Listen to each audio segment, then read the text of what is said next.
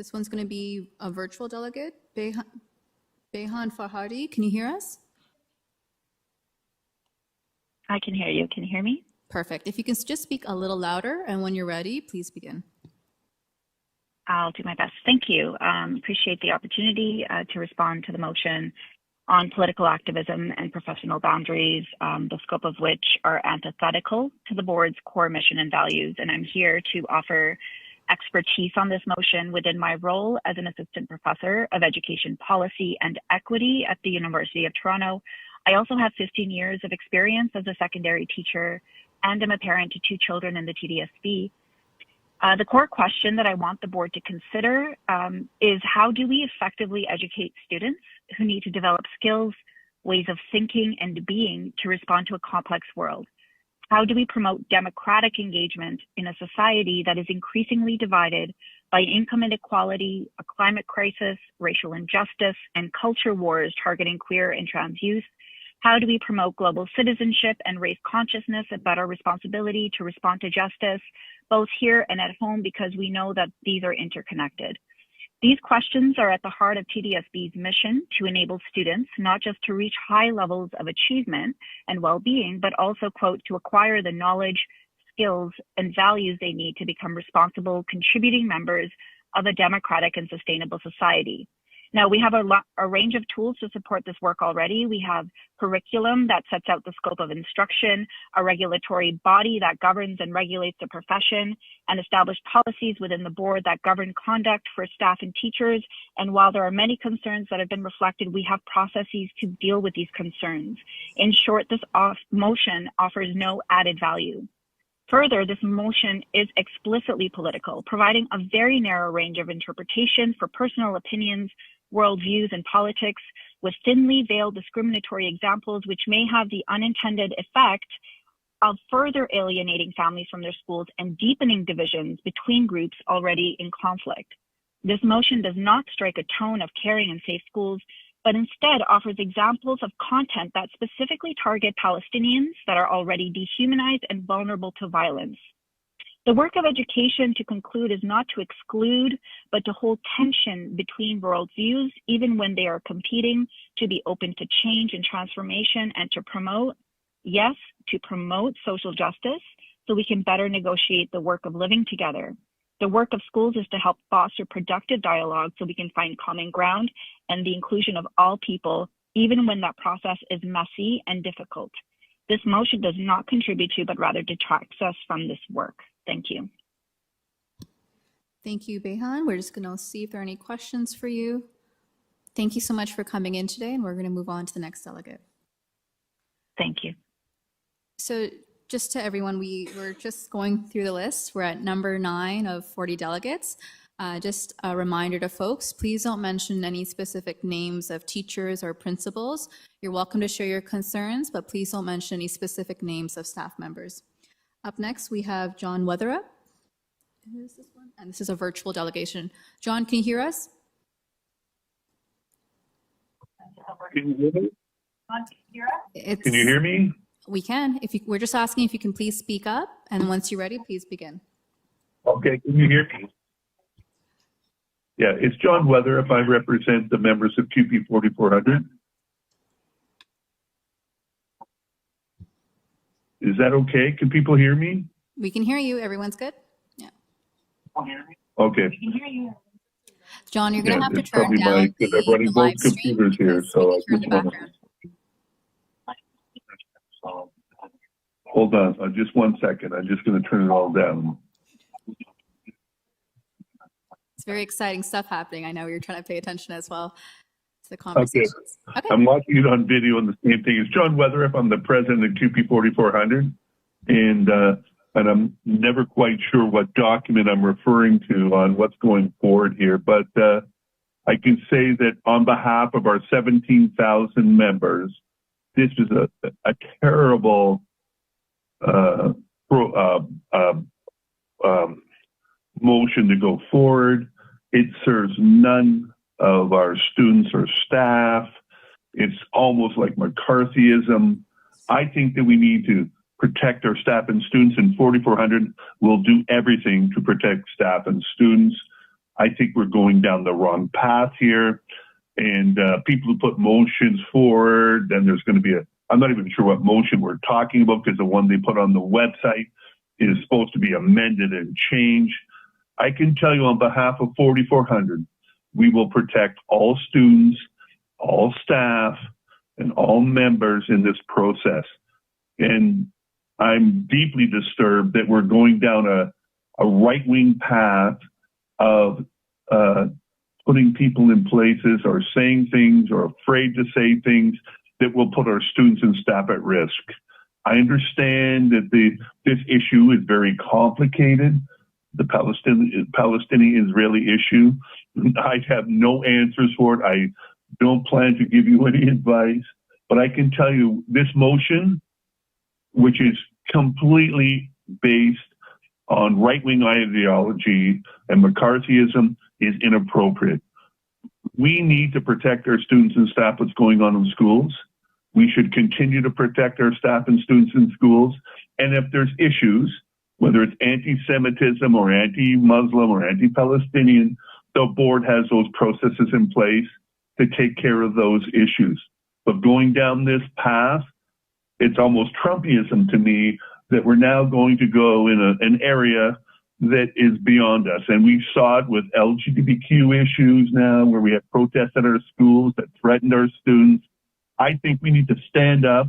We need to protect our students, no matter who they are.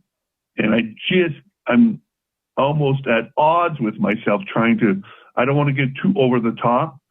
We protect our students every day. We go to work with our students every day, whether it's the principals, whether it's the EAs, and we protect our students.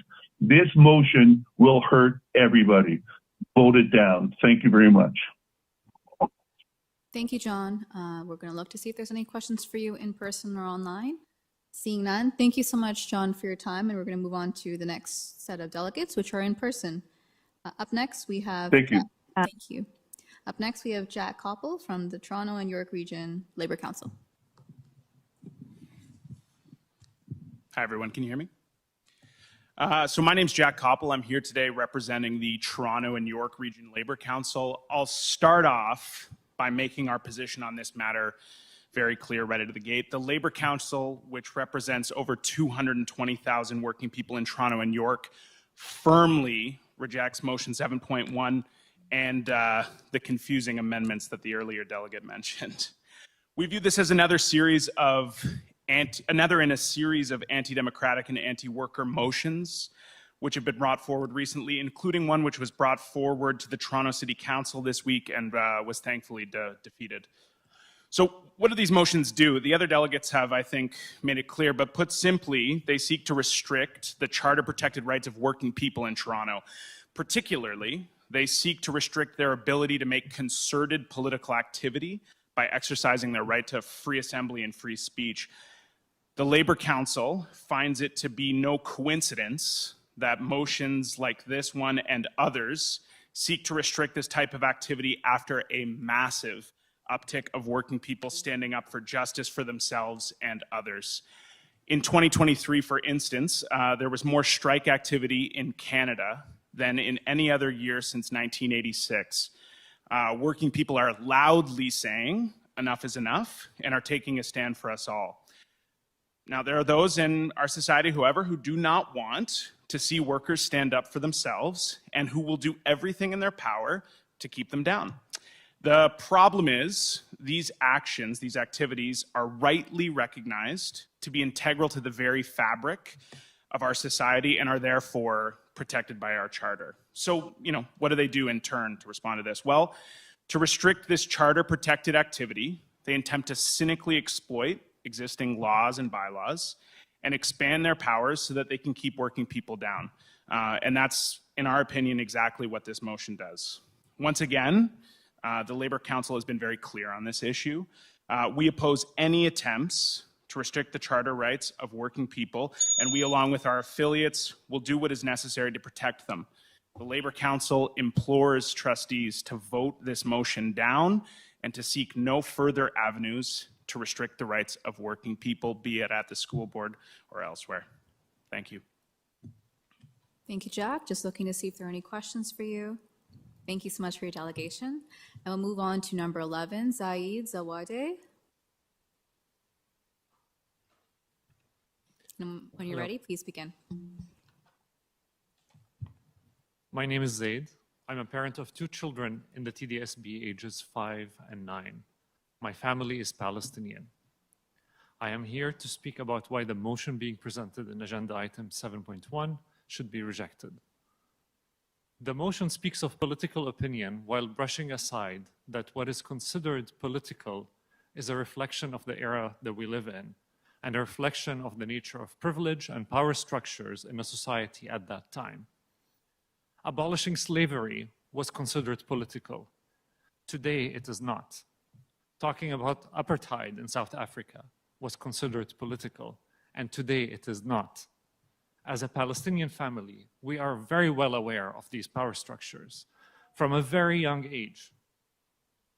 We are very well aware of how our lived experiences, family stories, and simply uttering the words, "I am Palestinian," elicit strong reactions attempting to silence us and erase us from the conversation. We are labeled too political. Telling the story of how our parents and grandparents were made refugees in the Nakba and what they did to rebuild their lives afterwards is not political. We deserve to have our identity and history affirmed. If the person telling the story had any other identity, you wouldn't have labeled it political. But you know what makes it political? Politicians, like those behind this motion. Politicians who want to erase my kids' Palestinian identity to suit their political agenda. Politicians who are afraid of a children's book that simply references Palestine.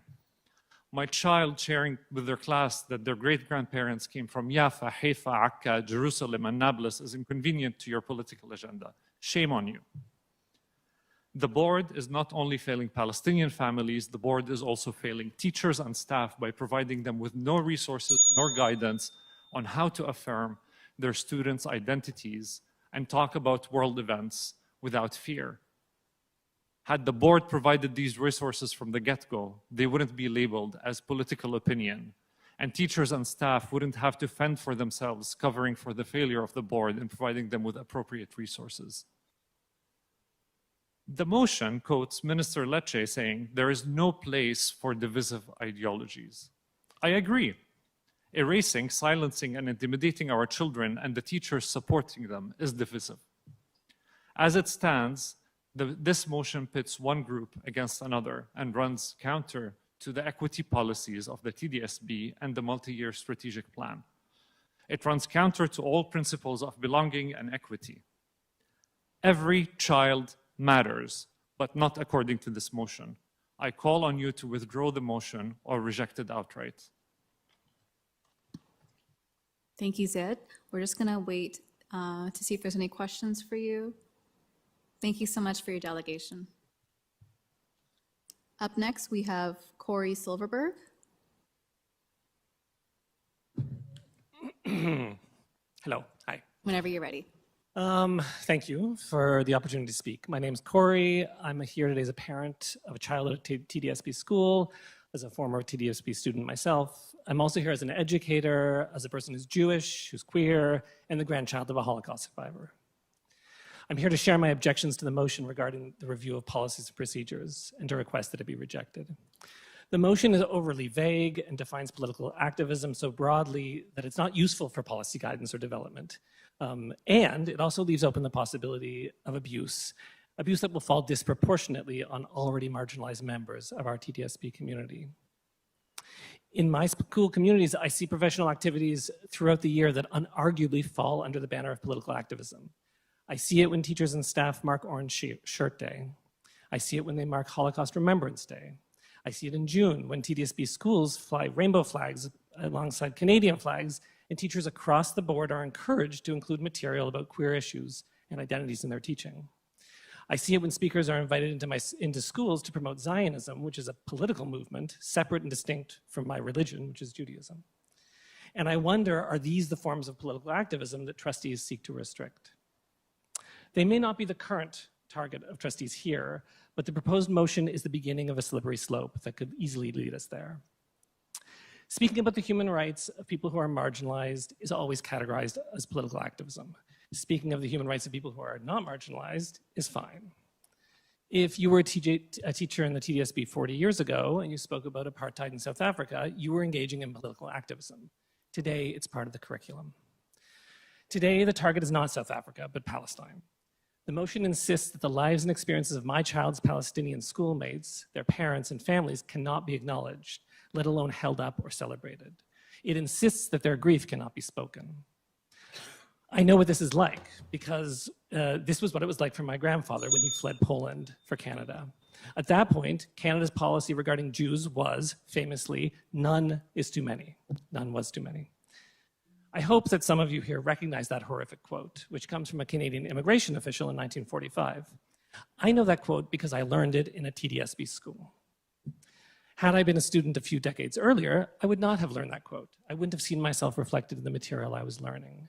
I would have learned that saying that I was Jewish was too political, that the TDSB was not a place where I was welcome.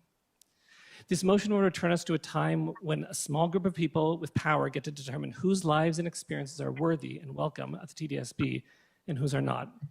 That is why I'm opposed to it, and that's why I'm asking you to also oppose it. Thank you. Thank you, Corey. We're just going to see if there are any questions for you. Seeing none, thank you for your delegation today. Up next, Dennis Hastings. sorry, Dennis, Trustee Hastings, do you have a question? Yes, and it's to the delegates, to you, Please. Madam Chair. Please go ahead. You speak of the subject matter that we're trying, I'm one of the people bringing this forward. You speak of the trustee matter being too broad, too vague. How would you shorten it so that it's not, as you say, too broad, too vague? I mean, I think that the motion as it stands is just not workable. I think the response to, you know, if we're trying to respond to intolerance and hatred, the response is not to restrict speech, right? The response to bad speech or hateful speech is not to restrict speech, it's more. So in a setting like the TSB, what I want is more opinions. And I think the TSB already has a lot of guidelines to protect us. Doesn't always do it well, but we do have policies to protect around hate speech. So I appreciate the question, and I also appreciate that it's a very difficult issue. And I just see the motion as it stands is it's not tenable. It's not workable because in its foundation, it's problematic. I hope that answers your question. Sort of. The reason the reason the motion's there, it's not so much as hate, no hate. It's we've got little people, JK to 10, and I think they're too young to know what it is that we're talking about, and it's really hurtful when I look at it and have to try and put it on paper, put it Trustee on Hastings, do you have a paper. question? And that's my comment. I don't know if it's a question, so I'm going to take a second to respond, though. I mean, I appreciate that you're thinking about kids. I primarily am interested in educators and the ones who are in the room with our kids. I actually do trust educators, and I also trust, more or less, the system that protects our families and our kids when educators are going off the rails, for lack of a better term. So I see the motion as unnecessary, and I also see it as an attack, but you and I would just disagree on that. Yes, we will disagree on it. I'm looking at it and I'm going, how do I fix it? Well, I'm glad you're thinking about that. Thank you, Trustee Hastings. We're going to move on. Thank you for coming. Thanks, Corey. We're going to move on to the next speaker, Nigel Barriffe from the Elementary Teachers of Toronto.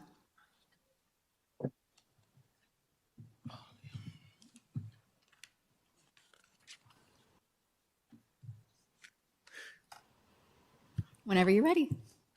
Good evening, trustees. My name is Nigel Barriffe, and I serve as the Vice President of the Elementary Teachers of Toronto, representing nearly 10,000 dedicated educators within the Toronto District School Board. Our discussions today focus on a critical issue impacting our ability to educate comprehensively and inclusively. I'm also a member of a progressive Jewish community. My family history is deeply intertwined in the Jewish experience. My son attends a Jewish school weekly, and his great-great-grandmother was lost in the Holocaust. This personal history informs my commitment to justice and equality, principles that guide both my professional and personal actions. The motion proposed by Trustees Pai and Hastings pertaining to reviewing policies, pertaining to activities of the TDSB staff or educational partners, wherever it's landed today, during school hours is not just restrictive, it is a significant regression in our educational mandate. This motion seeks to silence essential discourse on global and local events that affect our students directly, contradicting our fiduciary responsibility to address real-world issues such as transphobia, anti-Semitism, Islamophobia, anti-Palestinian racism, and more. Furthermore, the influence of external organizations like CEJA and the Simon Wiesenthal Center introduces a disturbing dynamic that are into our educational environment. For example, CEJA's actions at Mark Garneau Collegiate Institute, where they falsely accuse students of anti-Semitic chants, and the Simon Wiesenthal Center's encouragement of reporting on any criticism of Israel exemplify how such groups foster discord and inhibit educational freedom. This behavior, along with the misinformation spread, has not been adequately addressed by our board. Instead of tackling these verified issues of external interference, the motion focuses on restricting educators' capacity to teach and discuss essential topics. This is where our attention should be directed, to ensuring that our teachers are supported in providing education that reflects the lived experiences of our students, including those from Palestinian, Muslim, Arab, Israeli, and Jewish communities. By opposing this motion, we affirm our commitment to an educational framework that values inclusivity, truth, critical engagement with societal issues. It is imperative that we allow our educators to teach without fear of censorship or repercussions instigated by unaccountable external entities. In conclusion, I urge you to stand with us in opposition to this motion, to uphold the integrity of our educational system and ensure that our schools remain bastions of learning and understanding, not conflict and exclusion. Thank you for considering this crucial matter.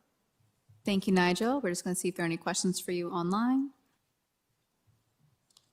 Seeing none, thank you, Nigel. We're going to move on to the next speaker. Carolyn Wilson, TDSB parent. Hi, Carolyn, can you hear us? I can. Okay, when you're ready, please go ahead. Thank you.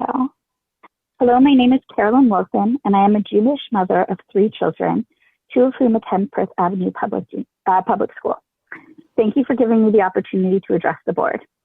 I am here today to speak to you about the motion put forward by Trustees Pai and Hastings to item 7.1.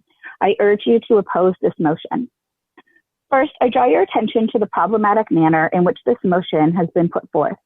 The motion published on May 27th was worded to appeal to parents who want their children to receive an education free of bias and equally embracing of our diverse student body. The wording released after the deadline for delegation requests has passed leaves no question as to the racist intent of the motion. The updated wording includes dog whistles and outright appeals to target those who rightfully oppose anti-Palestinian violence. For example, you've labeled the book Baba, What Does My Name Mean? As inappropriate because it references Palestine from the river to the sea. This book helps Palestinian children and their classmates see themselves represented in their schools. The wording of the motion and its preamble echo the language used to ban books. I'll remind this board that the TDSB's own policies demand that anti-Palestinian violence and racism be addressed. Yet this motion makes obvious its intent to stop staff from using board resources and paid time to uphold the board's own policy. Make it make sense. Beyond this shameful bait and switch and racist dog whistles, I appeal to the trustees to consider the waste of board resources that this motion itself represents.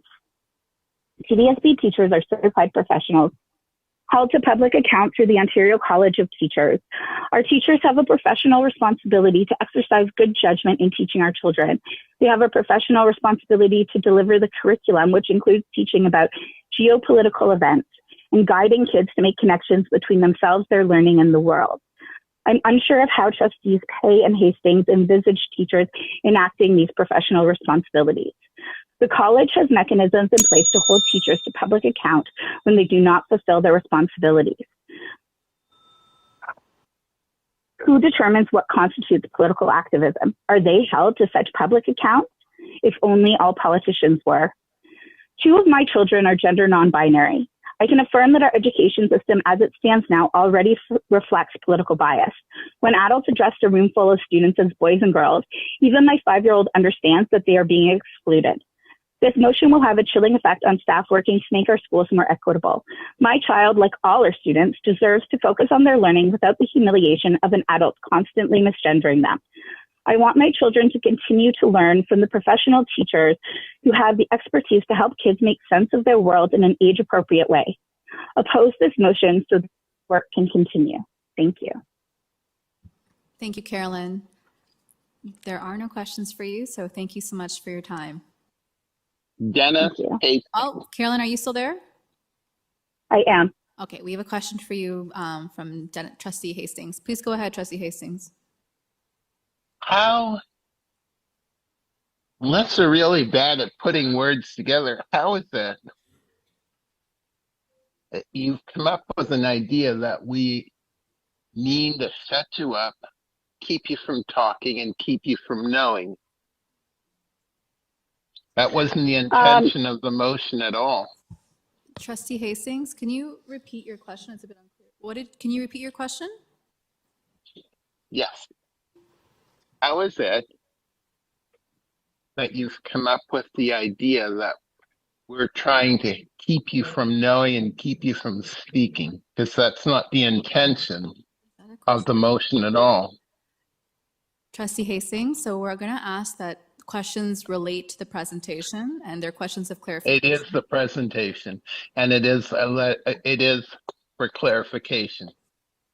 Trustee Hastings, I believe you've confused me with a teacher in a school. I'm here presenting as a parent. And so I'm not sure how you mean. I'm not sure if you missed a portion of my delegation. I hope I didn't. I was listening to it. Okay, great. So I'm presenting as a parent. I'm speaking to the educational opportunities that my children receive in terms of themselves and what they're learning about their classmates.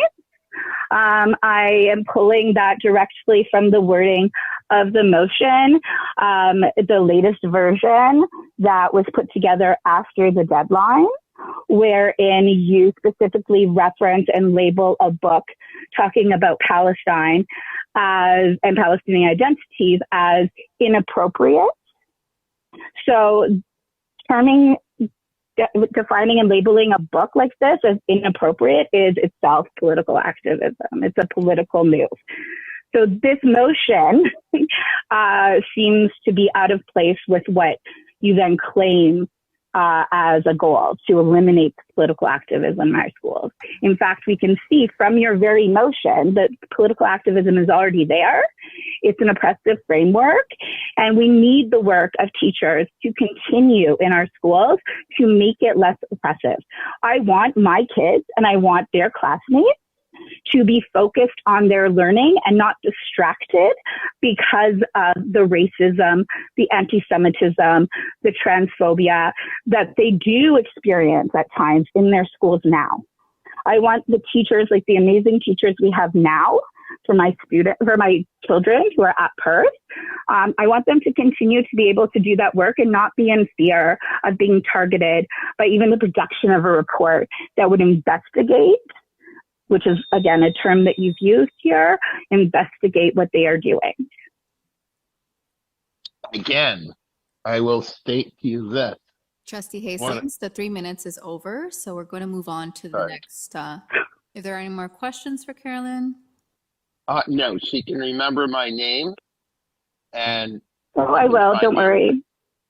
I don't know if that's good or not, but anyway.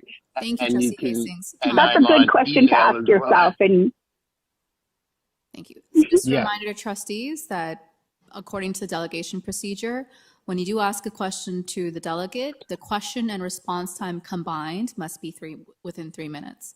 So we'll move on. Thank you. Thank you. So move on to the next speaker, and we welcome Trustee Earhart, who's joined us in person. Ananya Ohri from the Grove Community School. Ananya, can you hear us?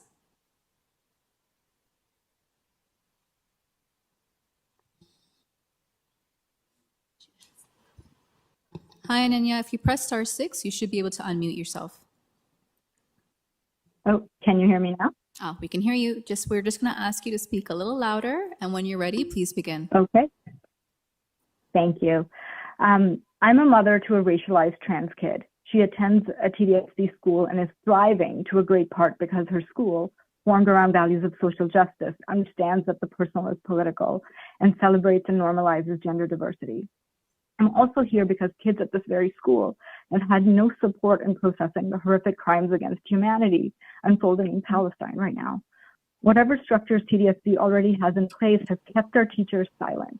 This has been a source of great confusion and distress for kids, whether they're Arab, Muslim, racialized, or Jewish, and who, like many across the TDSB, have stood in support for other global crises, but are asked to stay silent when it comes to Palestine. This motion asking for a review of policies and procedures on political activism by TDSB staff and partners claims to be in favor of safety for all, but is a thinly veiled attempt of anti-Palestinian racism. It asks that the TDSB uphold current definitions of hate, discrimination, and racism while asking that it not allow others to be added to its policy. What kind of motion, wanting safety for all, asks that others be barred from seeking protection themselves? This motion would hurt any unrecognized group experiencing marginalization at the TDSB, but particularly in this context, it would hurt Palestinian human rights, which parents and students across the TDSB have been asking to be explicitly addressed. There's an actual rise of anti-Semitism, and this letter on which the motion is based makes a mockery of that by conflating peaceful acts of resistance against Israeli occupation and genocide with actual anti-Semitism. All Jewish people should not be held responsible for the actions of the State of Israel. Palestine Solidarity in Canada, composed of many Jewish folks, works hard to decouple this, but there are folks like the author of this letter who continue to conflate Israel with Jewish people generally, a conflation they use to shut down urgent critiques. This motion that claims to speak for safety of all is representing narrow interests, and the trustees putting forward this motion are proposing a report that can endanger the well-being of so many of our children. Some may say that it's just a report, but I'd like to bring your attention to what Hannah Arendt, Jewish historian and philosopher, said about what enables evil. It's not so much criminal or psychopathic behavior, but rather people just going through the motions, doing their jobs without thinking through the political consequences. This is what this motion ultimately wants the teachers to do, and specifically in the case of Palestine and Palestinian human rights. Years from now, we'll be at a Remembrance Day ceremony asking ourselves how we allowed horrors to unfold unchecked. And the answer is because we enabled systems of repression to take hold, systems that are built on reports like this aimed at shutting people down. I strongly urge you to not let this happen and to vote against this motion. The TDSB already has a great student learning strategy for combating hate and racism. I urge you to build on it, beginning with putting in place curriculum and resources to address anti-Palestinian racism. Thank you so much. Thank you, Ananya. We're just going to see if there are any questions for you. Hastings, Please go ahead, Trustee Hastings. thank you for coming to present. But I hope I'm not misrepresented in what it is that I'm trying to say. What I'm actually trying to say is keep politics. I don't mind teaching them, but keep politics out of the classroom. I really, because invariably what happens is you don't learn enough to know what it is that is happening. So because JK or K to 12, they don't have an understanding of what they're hearing. That's why my motion, keep politics out of the classroom. It's not to tell you that it didn't happen or that to say, Trustee Hastings, let's did you have a bar question? this person from. Trustee Hastings, Can I From respond being- quickly? one moment, Ananya. Yeah, So I think it just Oh, sorry. One Can I moment. respond? One moment, Ananya. So I just want to make it clear to all folks, we have plenty of time to discuss the motion when it's on the floor. At this point, it's the time for delegates to share their concerns. If you have questions, please ask questions. We have a long list of delegates, and to get through it, we're asking that trustees please stick to questions and save their comments for when the motion is before us. So Trustee Hastings, did you have a question? A question? No, it's a comment. Okay, so I ask kindly, please save your comments for when the motion is on the floor. Madam Chair, what I'm trying to do is address the people that have so kindly taken of their time to come here to speak, because they might not be here when we get around to talking about it. I understand. Thank you. I understand, Trustee Hastings. Maybe this is a conversation we can have during the bylaws review, but in its current state, this is the process that we follow. And our meetings are live, and folks have an opportunity to view it afterwards when it's posted online as well. I know it's not ideal for community, but we just need to keep moving it along. And this portion is just for questions. So do you have any questions of clarification, Trustee Hastings? No, ma'am. Okay, thank you. Ananya, there are no questions of clarification for you in the room or online. Thank you for your time, and we're going to move on to the next delegate. Welcome, Marissa Small. Can you hear us?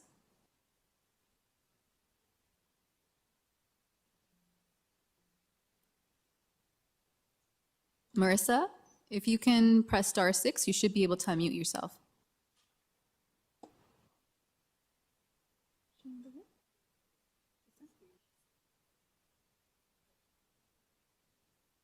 Did she unmute?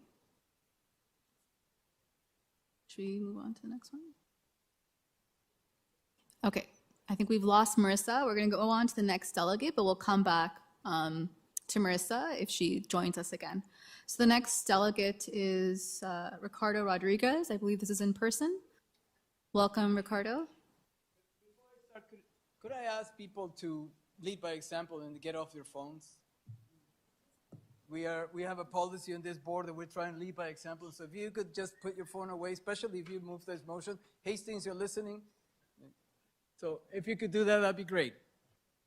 I tend to lead by example. I'm a teacher, but I'm not here as a teacher today. My name is Rico Rodriguez Shelley. How are you doing? Good to see you again, Ms. Laskin. How are you? I'm the president of Escondidos No More, is hiding no more, and I am here to represent a Latinx group, queer Latinx group.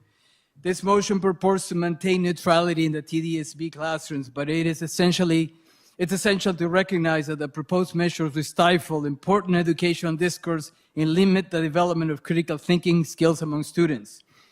This could have a particular detrimental effect on the queer Latinx community and their representation in education. Here's why this motion should be withdrawn and soundly defeated. No, education is not just about imparting academic knowledge, but also about fostering critical thinking and preparing students for the complexities of the real world. For the queer Latinx community, exposure to diverse points of view, including those that are politically charged, helps students learn, analyze, debate, and form their own informed opinions. Overly restricting political content can erase important narratives and experiences that are crucial for understanding the multifaceted nature of voices of queer Latinx communities and individuals whose histories and experiences are underrepresented. While it is crucial for teachers to maintain professionalism and not impose their personal views, it is equally important to distinguish between promoting political ideologies and encouraging critical examination of political issues. Discussing queer Latinx issues often involve addressing political and social contexts that impact these communities. Teachers should be trusted as professionals capable of navigating these boundaries without needing the overtly restrictive policies that could lead to self-censorship, thereby silencing important discussions of inclusion, equity, and human rights. Many subjects inherently involve political dimensions. For example, history, social studies, literature often require discussions on politics, power dynamics, and societal issues that directly affect the queer Latinx community. Ensuring that queer students understand the context and implications of political actions and decisions is part of a comprehensive education. The proposed restrictions could impede the ability to teach these subjects effectively, thereby neglecting critical aspects of queer Latinx history and contemporary issues. I'm going to tell you something. In conclusion, the implementation of this motion will hinder educational quality in the development of critical thinking skills, particularly affecting the representation and inclusion of the queer Latinx community. A balanced approach that trusts educators to handle political content professionally and encourages critical examination rather than censorship would be better serve the interests of students and the broader educational community. Furthermore, if this motion would have been in the books, I wouldn't be here speaking to you today. I will not be here because you wouldn't let me. One second, Ricardo. We're going to check if there's any questions of clarification for you. Get off your phones. None in the boardroom, none online. Thank you so much for your time, Ricardo. Next, we have Chris Chandler from OSSTF.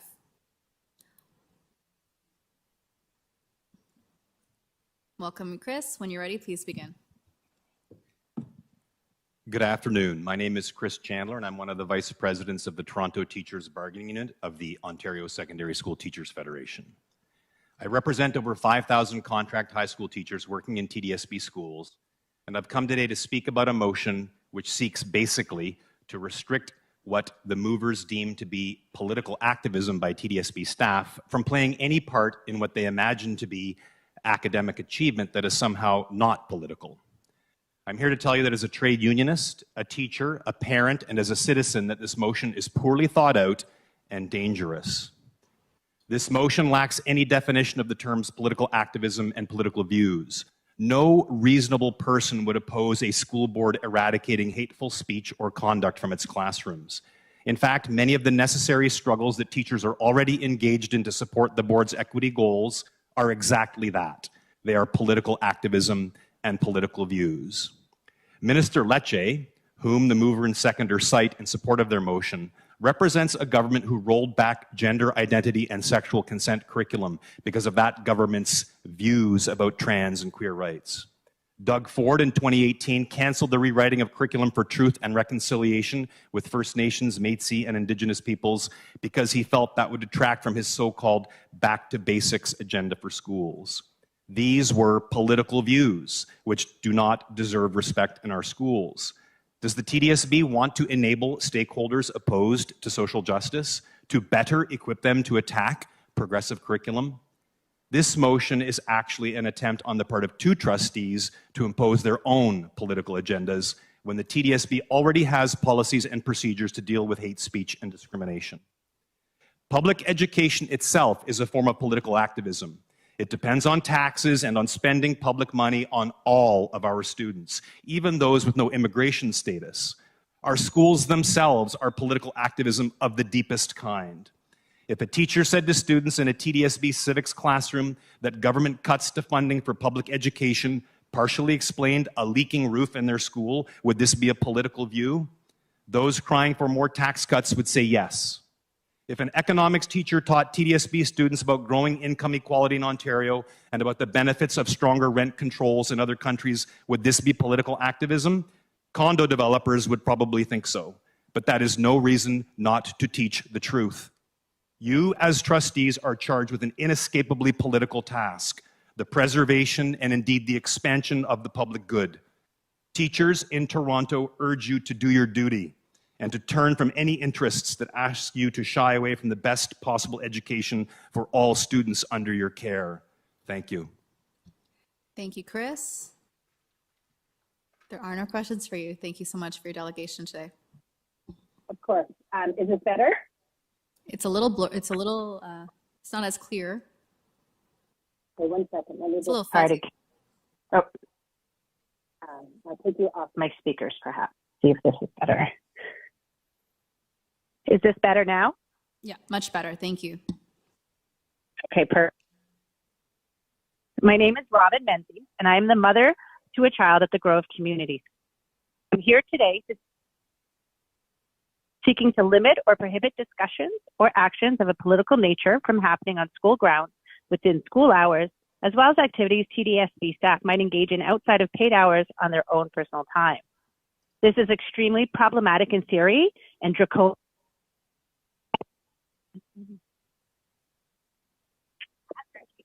would be prohibited from speaking about LGBT. Robyn, you're breaking in and out. As well as, what I can only infer is the reason for this motion, the current ongoing genocide and human rights abuses in Palestine. Our small alternative school was founded on the pillars of social justice, environmentalism, and community activism.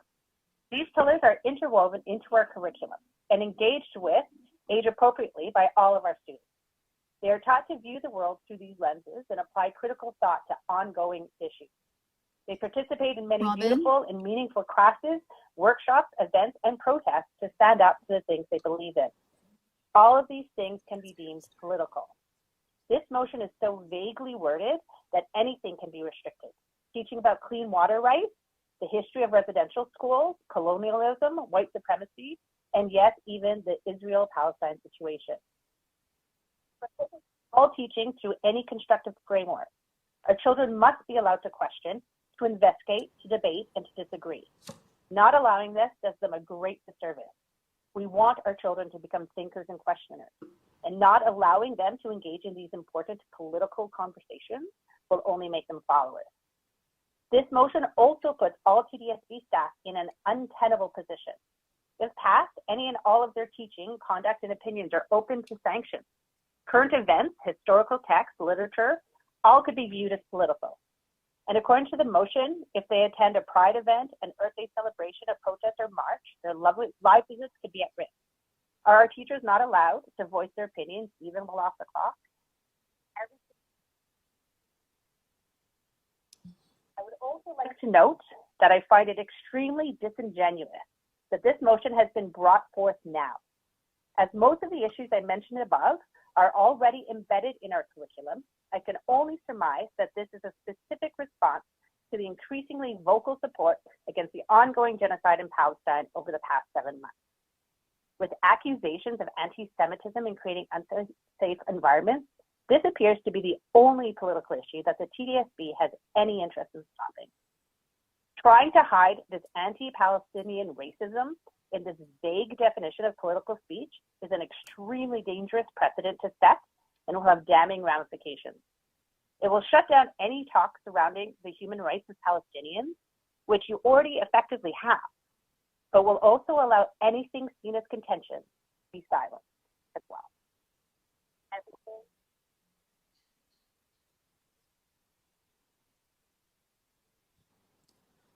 Robyn? Yes.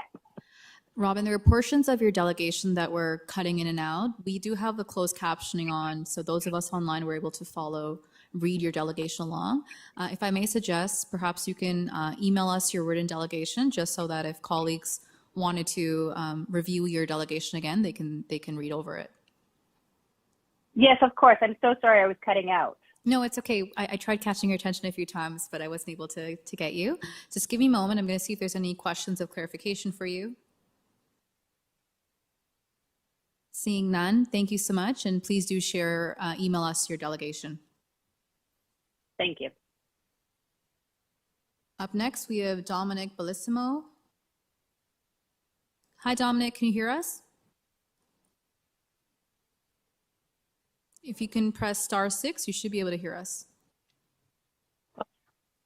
Hi there, can you hear me now? Yes, we can. When you're ready, please go ahead. Great. Thank you. Well, good afternoon. Thanks for letting me share my thoughts on these important issues.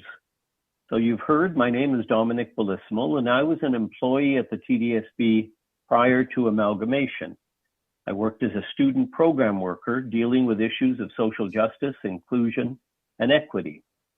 I'm also here as a parent, having had 3 young men graduate from Toronto schools. When I heard that this discussion was happening, I thought it might be useful to share some of my experience over a 10-year period, struggling with discussions in our schools about issues like apartheid in South Africa, Indigenous rights in Canada.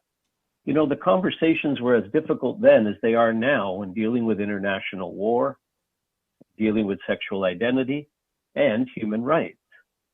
We were told that the issue of racism in South Africa was too political, and that Nelson Mandela was too controversial as a political prisoner to discuss with young students.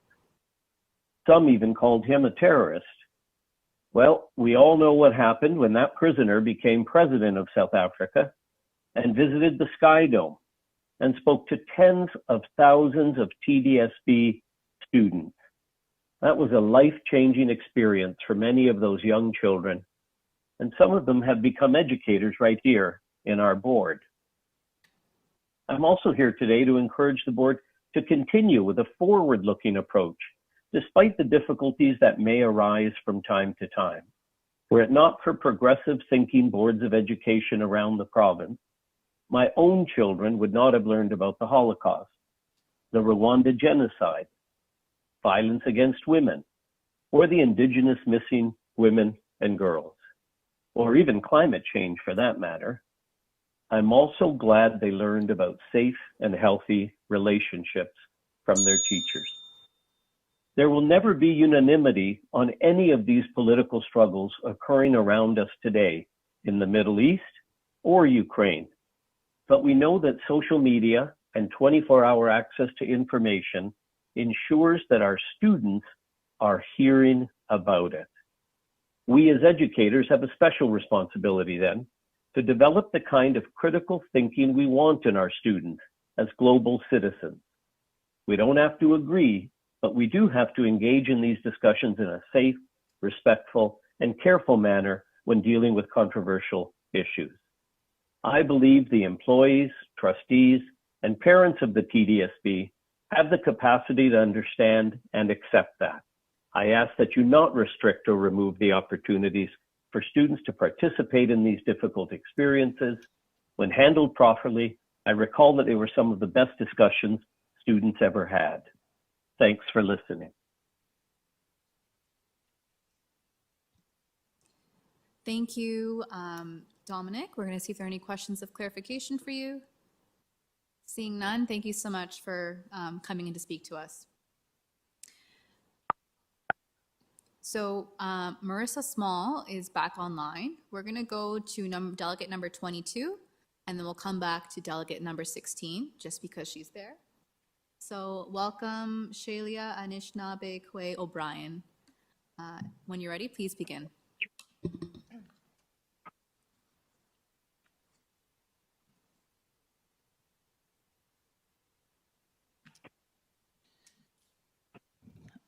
Hello, can anyone hear me? Welcome, Marissa. Marissa, Can people hear me? I'm glad Hi. that you're ready. We're just going to go to one in-person delegation, and then we're going to come right back to you. Okay, thank you so much. Thank you. Marissa. Anin Bojo, Shay-Lea Anishinaabe Kwe Nadishnakaz, Jijak Ndondem, Nibising Indunjaba Takaranto Indonda. Miigwech for allowing me the opportunity to be heard this evening. I am a mother, a First Nations woman, and an educator. I am the first in my family to graduate from university. I am the daughter of a residential school and day school survivor.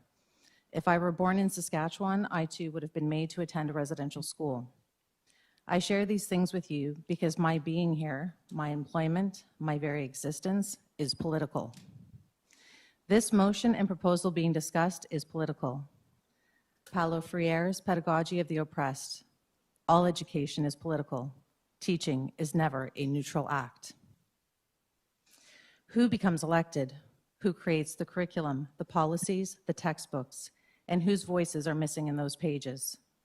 The ideology of neutrality in classrooms removes years of equity work and creates spaces filled with identity erasure of staff and students. To simply remain neutral at all times denies the identities and intersectionality of the educational community and hinders social justice and equity work in classrooms. The TDSB honors diversity and inclusion for all. Every child has a right to go to school and be safe. This motion infringes on fundamental freedoms guaranteed in the Charter and violates the Ontario Human Rights Code. The TDSB does not censor books, and we should not begin now. As a parent and an educator, I have observed that children and youth are often not given enough credit for their capabilities. In terms of the motion itself, a few points to make. Section 1CI, political propaganda. Prohibiting public speakers. This would mean no politician should be permitted on school grounds as politicians have political agendas. Section 1C2, This would mean we are no longer to teach about Nelson Mandela, Elijah Harper, Nellie McClung. All were political activists. CHV 2.0, CPC 3.0, CPW 4U, all Ministry of Education courses will be banned. Number 5, remain apolitical. Advisory to be issued from the OCT, a prejudicial aspect. The motion is a dangerous silencing precedent, and to silence people is in and of itself a political agenda. I was honored to learn from and be mentored by the likes of Lloyd McKell. My family, my Nokomis. We don't learn by denying our identities, our bias, our differences, our questions, or by avoiding tough discussions. Nothing changes by not communicating. Courageous conversations happen every day in classrooms and schools. Perhaps it is time that other spaces and places learn from the youth that are willing to have those conversations. Education has gotten us into this mess, and education will get us out. The Honorable Murray Sinclair. Yesterday, I watched as history was made, and I cried. Not tears of sadness, but of pride. In the Ontario Legislature, MPP Sol Mamakwa spoke in Oji Cree for the first time. Indigenous languages are now recognized as official languages in the legislature. For us, they tried to take everything from us, our languages, our culture, our traditions, our children.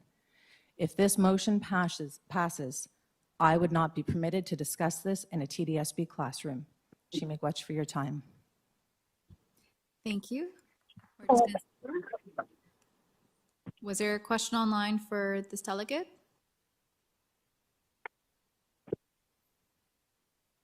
Okay, that's it. Thank you. Thank you so much for your delegation today. Wonderful, thank you. Okay. I would like to start by saying I'm speaking today as a parent to some of our youngest learners. I have a child in junior kindergarten and I have a child in grade 1. And I would like everyone to take a moment and imagine with me 2 teachers with their classes on a Monday morning. Each is answering questions about something very exciting to their students, their teacher's wedding. Now, imagine that one teacher married someone of the opposite gender and the other spouse, the other teacher's spouse, is the same gender as them. Historically, one teacher would have been expected to self-censor or risk being accused of indoctrinating their students. Now, I'd like to ask everyone to imagine 2 teachers, both of whom have immigrated to Toronto. Both share stories and information about the home that they left behind. Now, perhaps one teacher is Israeli and one teacher is Palestinian. Is one teacher at risk of accusations of political activism under this motion? With all appropriate deference to Trustee Hastings, this motion seems hastily thrown together. It ignores the fundamental truth that the personal is political and amounts to little more than kinder-fascism and modern-day McCarthyism. This motion violates fundamental and guaranteed charter rights and demands that our educators deny their humanity, and in doing so, both harms them and denies the humanity and harms our students as a consequence. Speaking very personally, I think about my own child in grade 1 who is brilliant and beautiful and perceptive, and already at the age of 7 has such a strong sense of morality and justice, and would be very aware and very confused by the silencing around any great number of political issues that would occur should this motion go forward. I'm also thinking personally that because this motion so clearly violates charter rights, that the battle to undo this motion, should it were it to pass, and I strongly advocate that it does not, would inevitably probably result in some sort of legal proceedings or battle, and would siphon resources and money away from our classrooms that are already doing so much with not enough. My child benefits so much from the daily support of an SNA, and when they're not there, he is not able to go to school. I think about children all across the TDSB who have similar needs and and families who are already struggling so much and cannot afford any further resource loss from our schools and our classrooms. Thank you, Amy. Thank Seeing you. no questions in person or online, thank you for your time. And we're going to move on to the next delegate. We had 2 cancellations, so we're going to go straight to Delegate 27, Joanne Herbert. Hi, Joanne, welcome. Can you hear us? I can hear you. Can you hear me? I can. We're just going to ask folks that are speaking online to just speak a little louder, just because we're having a bit of trouble in the boardroom. So whenever you're ready, please go ahead. Great. Thank you. Thank you for having me today. My name is Joanne, and I am here as the parent of a student at Nelson Mandela Park Public School and the school council co-chair. And I would like to express my concern about the motion by Trustees Pay and Hastings to review policies, procedures, and guidelines on political activism and professional boundaries for TDSB staff and/or educational partners. I am a registered psychotherapist in private practice for the past decade, with 15 years of experience prior to that in schools in various capacities. My work includes therapy for individuals, couples, and families with mostly racialized and/or queer clients.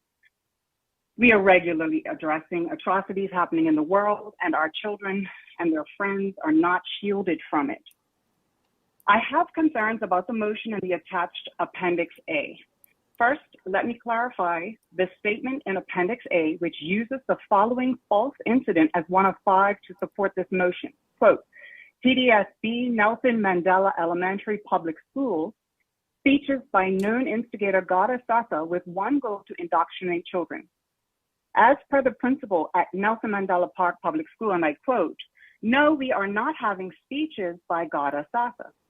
6 months ago, there was a rally on St. David and Regent, which was posted on Instagram and tagged to the school. That post continues to make the rounds. It was not connected to the school other than being across the street from it. So let me reiterate, this speech did not happen on TDSB property. It did not happen during school hours. This video circulating is enraging folks, and it's not true. My next concern comes from questions around how we define what is political and what is divisive. The reality is that educators make and communicate political choices every day, from the books they select to the behaviors they reward to the arrangement of desks in their classrooms. These reflect their ideologies and beliefs about what is important and how to best teach students. It's not possible to remove ideas or politics from the classroom, nor should we want to. Our teachers are already regulated by the Ontario College of Teachers. We now need to empower educators and school staff to make political choices that are grounded in human dignity, human rights, and equity. It is noteworthy that the motion singles out one specific example, a book about Palestine. It is a political, divisive, and disturbing choice to mention a book about a people undergoing the kinds of atrocities we are witnessing as the one type of book that is unacceptable to teach children. The motion states that children have no capacity to understand the issues in the book, and I truly hope our trustees do not have low expectations of what children can and cannot understand with adequate instruction. Singling out a book about Palestine erases the many children across Toronto who are from Palestine and who are old enough to understand through direct experience of war and occupation. It erases those children who have had to learn about anti-Palestinian racism because they experienced it directly, as this board heard in example after example 2 weeks ago. Surely these children understand and ask questions and have the right to have teachers empowered and educated to support their learning. It is not only necessary for those directly impacted by what is happening in Gaza to learn about it, of course. All students of all ages are exposed to information about global events from their friends, social media, from overhearing adults in their lives. It's imperative that our school system engage directly in their ongoing learning. Our kids can read. There are screens everywhere with news stickers.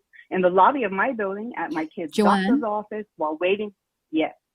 I'm sorry, Joanne, but you're out of time. We do encourage you to share your delegation with us just so we can finish reading it at our leisure. I'm just so sorry. It's just we've reduced the speaking time to 3 minutes, and we have a long list of delegates. We're only about halfway there. That's fair.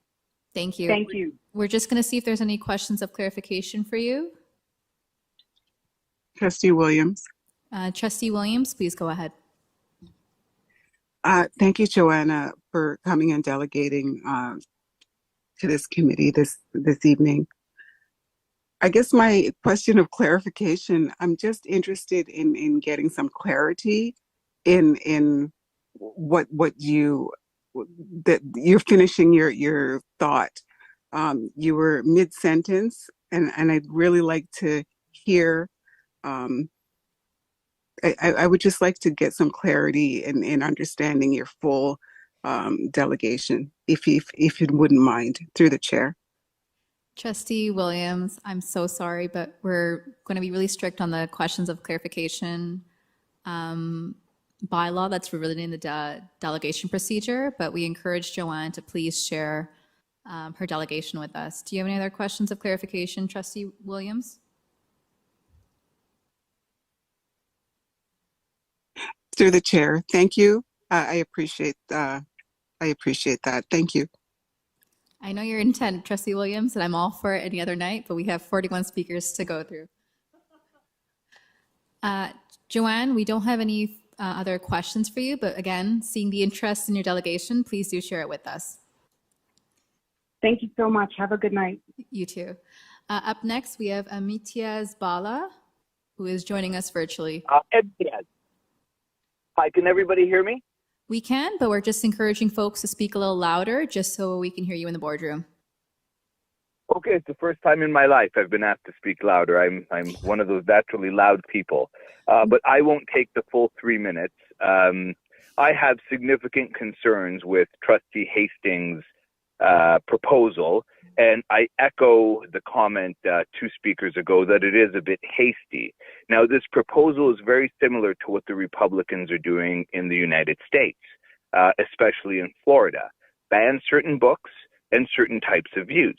Now, I have 2 kids within the TDSB, and my deputation is just about their experience. My daughter is 6 years old. She was told by a friend in school shortly after October 7th that Muslims are terrorists. When it was brought to the teacher's attention, the teacher had to, in some way, shape, or form, talk about geopolitical events, and those events committed by those people do not represent what my daughter is and who she is. My son, he's a teenager. One of the kids in his school, he was wearing a keffiyeh that was gifted to him. One of the kids in his school said that is a terrorist symbol. When he raised it to his teacher discussed it within the class. It is not a terrorist symbol. I should also note Appendix A, that parent's email calls it a quote-unquote terroristic email symbol. It's not. This was a gift. It's a family heirloom. It is a cultural item. But he raised it to his school. We raised it to his school, and his school addressed it. Now, how do you discuss these issues if you can't wade into quote-unquote geopolitical events? You can't. If we want to teach our children effectively, we cannot ban books like they do in Florida. Trustee Hastings, it was hasty. Then that's subject to any questions, what I have to say. Thank you, Imtiaz. Let me just see if there's any questions of clarification for you. Seeing none, thank you so much for your time today. Thank you very much. Have a nice day. Up next, bye-bye. Bye. Up next, we have Katia Berdichevsky, who's going to be an in-person delegation.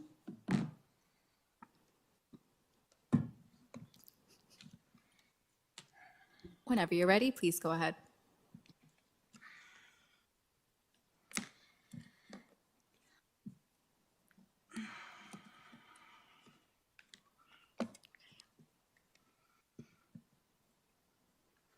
Good evening. As both a parent, teacher, and professional learning lead for the TDSB in equity, I am compelled to speak against this motion. As a Canadian-born daughter of Chilean refugees who suffered their own genocide, my experience has not only been informed but led by political activism.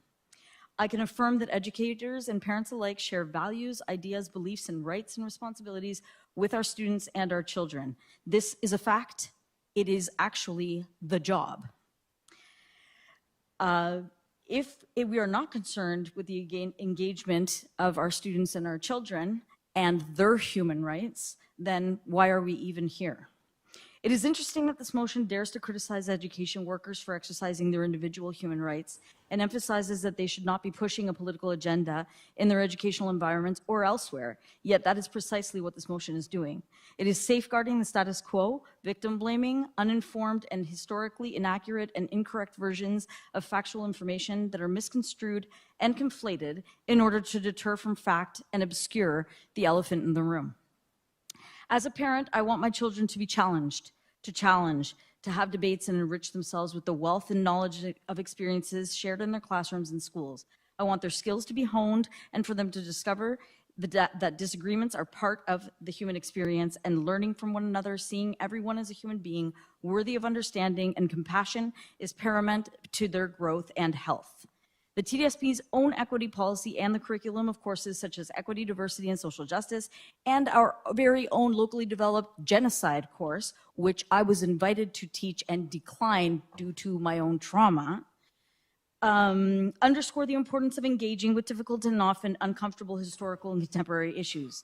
The curriculum explicitly encourages critical thinking, active citizenship, and social responsibility. I urge the movers to read this curriculum. In 2023, Parliament recognized the legacy of residential schools as a genocide when it was initially declared a cultural genocide, which is what I taught for many years in Canadian history, grade 10. We then changed the curriculum so that names and naming historical issues actually matters. It speaks to the experience, the lived experience of the people we are speaking of. This recognition also aligns with the United Nations definition of genocide, which encompasses acts committed with intent to destroy in whole or in part the national, ethnical, racial, or religious group. Would the trustees here be so hesitant to acknowledge that they must adhere to the policy of standing and respecting the land acknowledgement prior to each and every meeting, which is essentially a declaration that we are all on stolen land? Educators have a responsibility to empower students to understand and relate historical events to contemporary issues, including the current situation in Gaza. We must enable students to draw parallels, analyze historical patterns, and understand the implications of global actions and policies. This is not only our duty, but a fundamental aspect of trauma-informed teaching. To deny our students the relatability and the ability to see themselves in the curriculum would be to take a step back and succumb to the pressures of those in power that decide whose experiences are more or less worthy of amplifying or silencing. This is not education. And as a mother, I will forever advocate for my children to be vocal and not allow their voices to be diminished or their lived experiences to be undermined. And I do exactly the same for every single one of my students. It is crucial to clearly distinguish, sorry. I hate doing this, but I'm so sorry. I've been giving folks 30 seconds, but yeah. Oh, how the tables turn, young. I'm sorry, she was my student.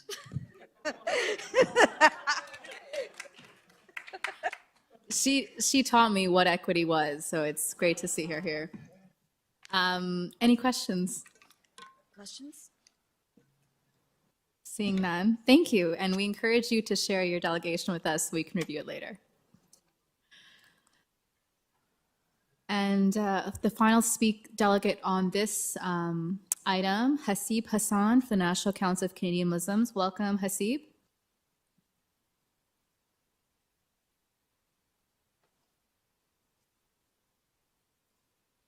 Hasib, if you can hit *6, you should be able to unmute yourself.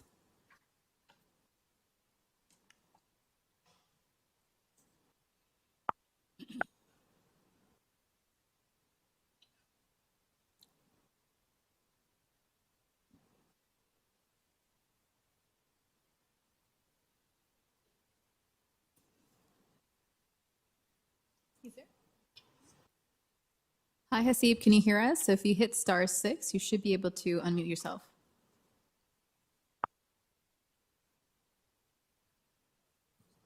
See, that's right there. Hi, folks. Can you hear me? Hi, Hasib. Can you just speak a little louder? We can't hear you as clearly.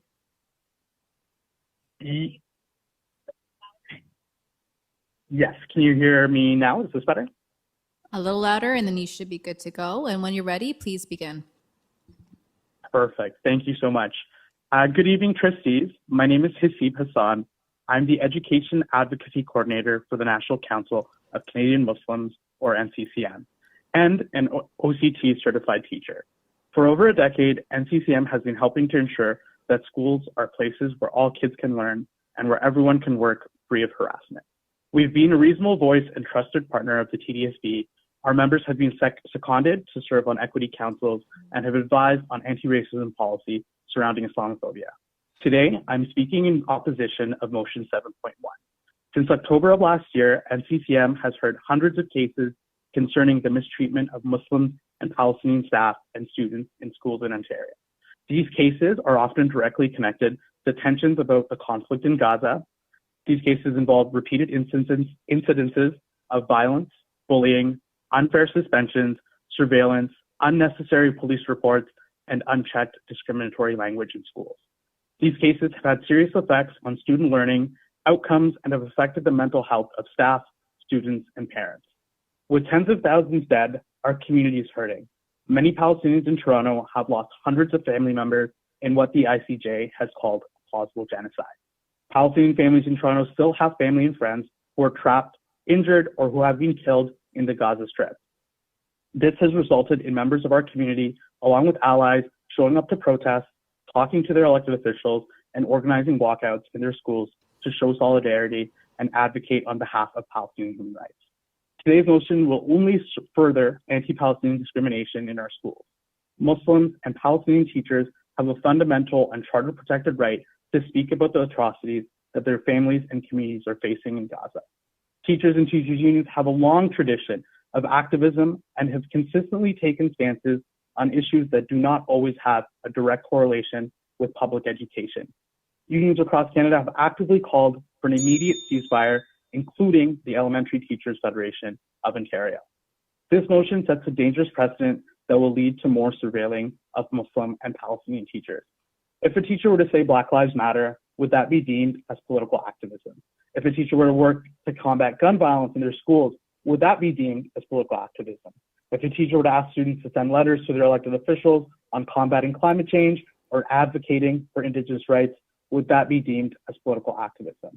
The reason that this motion is coming up is directly linked to the bombardment in Gaza, and is simply another way to shut down the voices of Palestinian and Muslim teachers. If we are asking our students to be more actively engaged, then why are we telling our educators that they can't? Thank you so much for your time. Thank you, Hasib. Just hang on for a sec. We're going to see if there are any questions for you. Thank you, Hasib. There are no questions. Thank you for your time. So up first, we're going to be discussing 7.1, reviewing policies pertaining to political activities of TDSB staff and/or educational partners during school hours, which is moved and seconded by Trustees Pay and Trustee Hastings. Trustee Pay, please go ahead. Thank you, Madam Chair.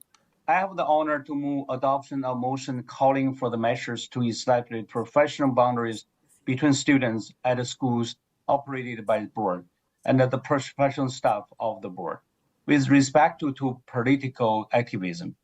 I believe this motion is reasonable and moderate and sensible, and that is deserve the board adoption.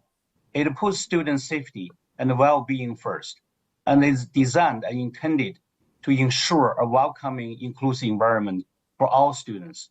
All of us and the other trustees, board staff, have been inundated with complaints from parents in regard to issues of polarization of the climate at our schools in response to geopolitical events, and how this polarization is leading to an environment where not all students feel safe and included. Our director has on multiple occasions called for us to come together to take a leadership role in addressing this polarity. And this motion is very important first step towards addressing these issues that we have heard over from concerned parents and the staff. Public education in Ontario and at the TDSB is about putting students first, providing them with opportunities, and teaching them knowledge and skills so they become productive and contributory citizens. Does that mean the political issues are up for discussion and debate in classroom? Of course they are.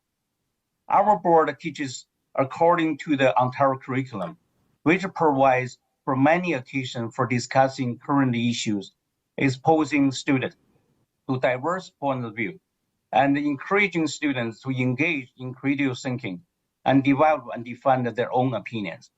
Tonight, we have heard comments from our delegates that the term political activism and political activity need a more rigorous definition before they can be incorporated into policy. I agree. I don't have all the answers. That's why the motion calls for recommendation from director and from external authority, such as a college of teachers, on the complete and nuances topic. Tonight, we also heard from delegates who insisted that it's proper for a civic teacher to tell his students that the leaky roof is a fault of the provincial government for inadequate funding. Let's unpack that example.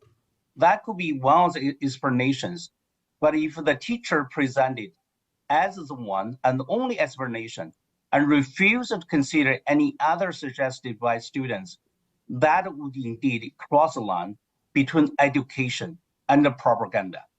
I am hopeful and would expect that report requesting this motion will be thoughtful to the nuances of this issue, including as it relates to better defining these terms and making recommendations regarding the appropriate balance of education and political activism by staff and education partners. I cannot emphasize enough that this is merely a first step. It asks TDSB staff to consider this issue in more depth and present to this committee recommendations as to how we may proceed to help strike the appropriate balance in our schools to help ensure that every student feels comfortable and safe. World events such as the war in the Middle East in the spring of 2021 or since October 7th of the last year have brought passion and high emotions driving that conflict into the classroom. And as we heard today and in previous meetings, into trustee meetings. As Canada's largest employer of teaching professionals, it falls to us to show leadership in providing guidance and setting boundaries. This motion is an important first step in setting those boundaries. Our students deserve to learn in the environment where they can be given the tools to think critically and form their own opinions, and not have opinion handed to them ready-made. I think this motion deserves your support. Thank you. Thank you, Trustee Page. Trustee Hastings, as the seconder, do you wish to speak on this item? Yes, I will make it sort of short. I believe that we have a situation within our schools, within our classrooms, that shouldn't exist, shouldn't be known, not by kids between JK and 10. It shouldn't be unknown. It should be something that's there, but they are, by whoever, indoctrinated to get out there and cause absolute mayhem. I would like to have no politics in our classrooms. I really would, because it's not good for us, it's not good for them. And that's my short story. Thank you, Trustee Hastings. Up next on the speakers list, we have Trustee Laskin, followed by Trustee Aarts. Please go ahead. Thank you very much, Madam Chair. Before I speak, do staff have any comments to make? Through the chair, thank you very much. I will abbreviate my remarks just given the time of night. I won't be focusing on the preamble other than to say we have strong concerns about the wording, some of the underlying assumptions in the whereas statements. While as an employer, we do agree that there is a responsibility of all employees to maintain proper employment or professional boundaries while engaged in employment, or professional work, including in some cases off-duty conduct. We also acknowledge that the case law often holds employees to, in certain roles, at higher standards than other employees. We also confirm that freedom of expression under the Charter is not unlimited. However, this motion as it is written and as it has just been explained is not appropriate or necessary, and if it's passed as is, it is, in my view, it represents a broad overreach and is very concerning. So just one example, which was actually raised by one of the delegates, there's a lack of definitions in the motion. Definitions of political activity, political activism, or educational partners. When there's vagueness in any type of motion or policy, it causes confusion, it causes risk of misuse, inconsistent enforcement, inadvertent noncompliance, and also increases our legal risk. So it's also inconsistent with our principles of democracy, our fundamental principles of democracy. If the definition of political is so vague that it can even include criticisms about a leaky roof due to underfunding, which Trustee Pay has confirmed could fit within the definition of political activity. Other concerns, more so on the legal side, as a management side labor lawyer, I can share with you there are concerns that I have reading this with the Labor Relations Act, the School Board's Collective Bargaining Act. Since educational partners, I would assume, in this motion includes all unions and employee associations. It's also inconsistent with the multi-year strategic plan, TDSB policies, our work toward truth and reconciliation, Human Rights Code as well, Education Act and existing ministry guidelines, collective agreements, and existing policies. It also raises very serious questions about the Charter of Rights and Freedoms. I was referring to the substitute motion, the one that was shared with trustees in late Friday afternoon. However, that is not the one that's currently available on the public site just due to the timing. The actual motion does refer to limiting certain public speakers, limiting certain educational partners, limiting professional judgment on teaching practices, limiting certain library books and teaching resources, curricula, calendar, and also one element of it was just simply not practical, which is the proposal to require all staff to create, quote, create public and easily accessible list of curricula and resources and links to the full texts and contents of all curriculum resources and tools. So not only is that impractical, it is actually impossible. The copyright challenges alone is a massive barrier. There seems to be a misunderstanding or a message that was shared that there are no policies or standards in place that employees are facing at this point in time. That's not correct. As you heard earlier, the Ontario College of Teachers already has some professional standards. Other professional colleges will also have standards as well. I'll just provide a very brief list of TDSB policies. I would encourage the trustees to take a look at the policies, procedures for yourself. Code of conduct, PR 735 social media and online content, PR 571 code of conduct, board code of conduct. I'm skipping it through really fast because there's only so much I can do at 11:47 p.m. Educational programming partnerships, advertising, distribution materials, and so on. A full list. Vetting external presentations is also a procedure that we have, let alone our foundational policies and procedures like human rights and equity. So those are really quick, high-level comments I wanted to share, just given the limited time available. Thank you. Thank you, Associate Director Pon. Trustee Laskin, please go ahead. Thank you very much, Madam Chair. Firstly, I want to be on the record that I completely agree that political indoctrination of students is inappropriate. I remember well the arguments about sex education, but I have tremendous concerns about this motion. Regarding Section 1, as Associate Director Pon already said, there are procedures in place. There are procedures, PR 571, Code of Conduct online, PR 589, Vetting External Partnerships, PR 700, Educational Program Partnership Criteria, etc. And we have a complaints process. We do not need a motion for that. And we also have a complaints protocol to deal with inappropriate staff behavior. So that's sections 1 and 2. Regarding section 3 and the days of significance calendar, again, this is not new. Staff are doing exactly what is being asked, and the movers would know this if they attended the information session last week. Regarding number 4, whether there are definitions in our equity policy or not, last I checked with staff, we currently use the principles of legislation of the Human Rights Code for definitions that aren't included. Human rights principles and legislation benefit all. Towards that end, the board identifies and addresses bullying, harassment, discrimination, hate, and violence against all identifiable groups, including Palestinians. And while there isn't a specific definition of anti-Palestinian racism currently in the equity policy, human rights law and TDSB policy provide the necessary basis for TDSB to identify all discriminating acts targeting all protected groups. Regarding number 5, the Ontario College of Teachers already has an advisory intended to help Ontario certified teachers understand their professional boundaries. There's the college's ethical standards for the teaching profession and the standards of practice of the teaching profession. And the ethical standards are clear, and they also, like the TDSB, has a complaint process that is very public on their website.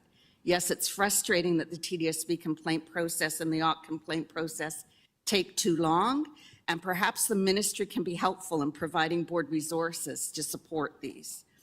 I've lobbied this as a Jewish trustee, and of course I wouldn't be supporting this motion because it's seen to be combating anti-Semitism by using examples purporting to be pro-Palestinian. And I reject that divisive argument. I stand against all hate and will continue to do so. The language of this motion with its far-right overtones provides nothing new substantively to our advocacy efforts to combat anti-Semitism and hate in all its forms. And I implicitly and explicitly understand those efforts, having been fighting systemic anti-Semitism and hate in all its forms through all my time at the TDSB, including the Combating Hate and Racism strategy. This motion does not forward our shared desire to combat anti-Semitism. If that is what the movers thought it did, I'm sorry, it certainly does not. All it does is further divide. I believe our educators are professionals, and I believe the vast majority understand their personal political agenda stay out of classrooms. But rich conversations belong in classrooms. Supporting the identities of all students belong in classrooms. Hearing their stories belong in classrooms. Supporting their struggles belong in classrooms.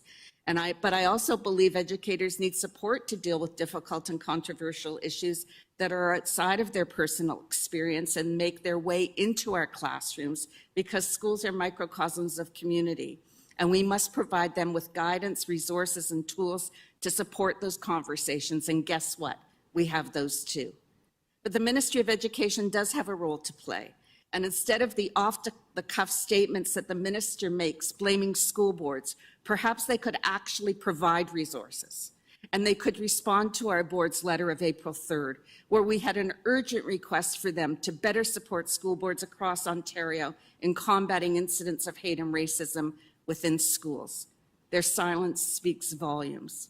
I've received hundreds of emails on this to tone down the politicization of schools, and for me, all this motion does is exacerbate them. It's overtly political, which is exactly what it purports to be against, and I urge the movers to withdraw it. Thank you. Thank you, Trustee Laskin. Trustee Aarts, please go ahead. Thank you, through you, Madam Chair. I want to echo Trustee Laskin's statements. I am deeply committed to fighting all forms of hate, including anti-Semitism and anti-Palestinian racism, and I believe that our responsibility to the system is to increase the capacity of our staff to combat anti-Semitism, anti-Palestinian racism, and improve their capacity to compassionately and competently support the trauma caused by the ongoing Israel-Palestine conflict.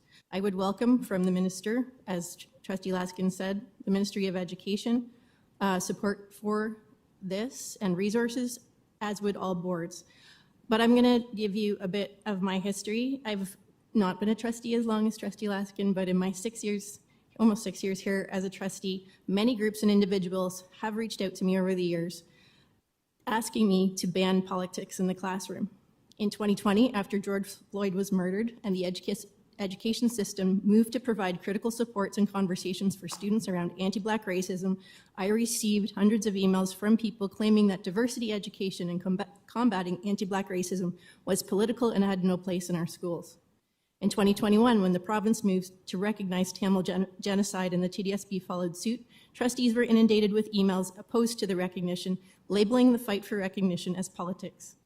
Every year, over the course of the year, and especially at this time of the year, I received numerous anti-trans and homophobic emails denying the rights of 2S LGBTQ students and staff under the guise of opposing political activism and political indoctrination. These bigoted voices are louder every year. The language in this motion includes removing books, political activism, and political indoctrination, which is undefined in the motion, but is the same language used by extremist groups in Canada who are openly anti-trans, anti-immigration, and anti-Semitic. To deny, and they always seek to deny human rights. I am left to wonder if the aim of this motion is to censor one specific ethnic group, as it mentions Palestinians, or is it to deny the deny the voice of all marginalized students and staff? Political indoctrination can be defined as the tactics of a partisan political power to enforce the status quo. Given that partisan politics is disallowed in the trustee code of conduct, I wonder also why the movers haven't included the political activities of trustees in this motion. Educators in Ontario are required by the Ministry of Education to deliver culturally responsive and relevant pedagogy, or CRRP, which recognizes that all students learn in ways that are connected to the background, language, family structure, and social and cultural identities that they possess. Educators are responsible for meaningful teaching and learning that recognizes and responds to who is in the classroom and the school, including the various aspects of their social and personal identities and the social issues that arise where those identities intersect. The CRRP approach is designed to spark conversation and support educators and school leaders as they seek to implement effective equity strategies and policies. How would educators meet their obligations to the ministry and, more importantly, to their students if the board prevented their ability to respond to who their students are and the world events that impact them and sometimes traumatize them?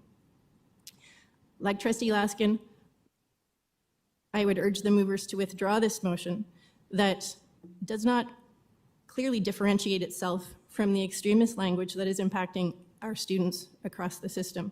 It opens the doors to hate groups that would impact students in our 2S LGBTQ community, our racialized students, all marginalized students, really. I hope trustees will not support this, and I would urge withdrawal. Thank you, Trustee Aarts. Seeing no further questions, and I'm just worried about the time, we're going to open the vote on this item. Trustee Pei and Trustee Hastings are the mover and seconder. All those in favor? Can we have recorded vote? Sure. We're asking for, oh, sorry, we're at committee. So Trustee Hastings in favor? It's on eScribe? Okay, we're going to do over eScribe. No, sorry, Madam Chair. I thought I have closing comments, right? The vote has opened. We have 3 minutes. We won't even get to the vote. So I've called the question. So we're going to vote on the item now. Okay, can I ask to vote for as seriatim? The vote is open already, Trustee Pei. So we're gonna vote as is. All those in favor? It's open on eScribe. Trustee Earhart opposed. Trustee Pei in favor. Chan against. Nunziata against. One second, everyone. It was on eScribe. It was open on eScribe? Okay, please go ahead if it's on eScribe. Trustee Sriskandarajah, how do you vote? Against. And Trustee Rajagul Singham against. Chan against. And that has failed. Okay. I want to advance this one by minority report. Okay. I do not agree with the committee recommendation. Okay, so Trustee Pei moves minority report.